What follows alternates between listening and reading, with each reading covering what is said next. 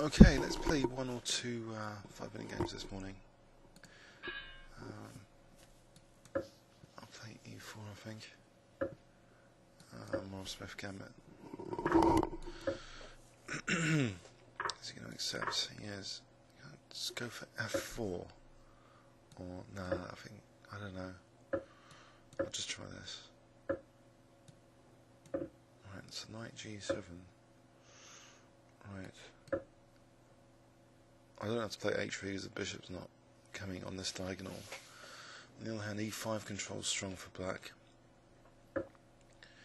Maybe I'll tap the bishop here and B4 bishop B2 on this diagonal.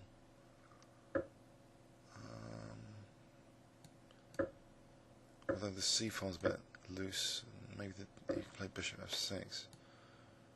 Also knight F4 is annoying. I don't know about G3. Maybe G3 supports H4. Looks a bit loose thing. Qe2 knight F4. Yeah. Qe3. I'm not so sure about that. Let's put this over here. Oh, of course. Just going to take the G pawn. Could take the G pawn. It's a bit ugly. But G file pressure 5-minute game. King H1 hack attack. But bishop F6 looks solid enough. But I can't combine attack on this and this. So King H1, Rook G1, Rook D1, Rook G3. Maybe F4 and E5 at some point.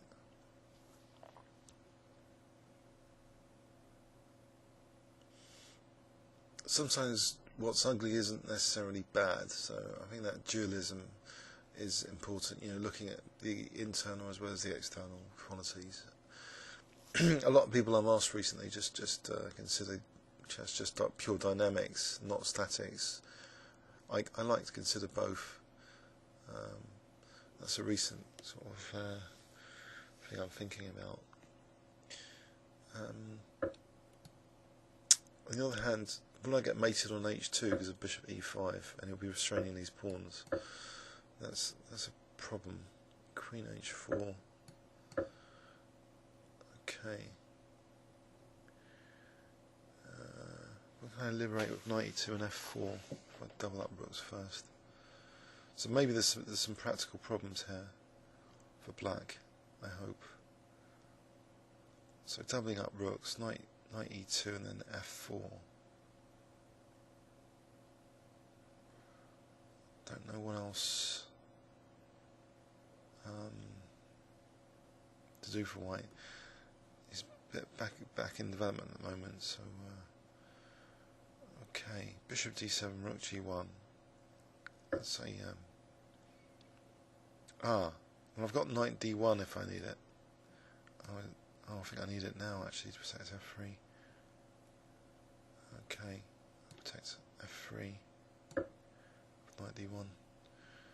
If I get rid of the bishop first, then say D takes, then knight E3. If say queen takes, well, I'll worry about that when he does it.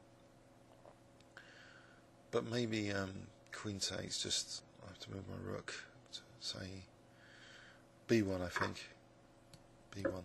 So otherwise rook C8 gains at tempo. Right. Knight E3, is that any good? Takes on E4, knight G4. Or queen E3.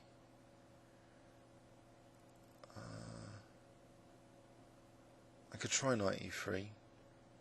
And rook G1, rook F7, knight G4. I'll try that. Looks a bit desperate, but I've got my team working together there. Is he going to do E takes F though, I wonder? Or is he going to allow knight G4? I mean rook G7. Queen C3 check after Queen C7. Oh, he is allowing it.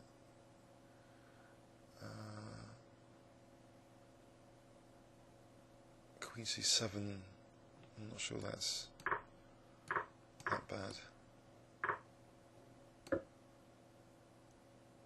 pick up D6 or something. I'm attacking the bishop, forcing Rook F7. No, he's got out the pin. Okay, tricky. The knight's good for stopping getting mated with Rook F1 soon. Bishop moves Queen D6. Okay. Not so clear to coordinate the rooks. Pawn situation. Well, these double pawns mean, although he's a pawn up technically, it's not a brilliant pawn. Dark squares are good for me. The knight can hop in. Maybe knight G4 here. In fact, doesn't Queen G3 just win the rook after his last move? He can't move the king to protect the rook. That's a bit of luck. Needed that. It's always good to get a rook. And he resigns. Okay, so Morris Smith strikes again with ugly pawn structure, allowing doubling of pawns. I know it looks horrendous, but as you can see, sometimes the practical difficulties outweigh what something looks like. Maybe, I don't know. That's interesting.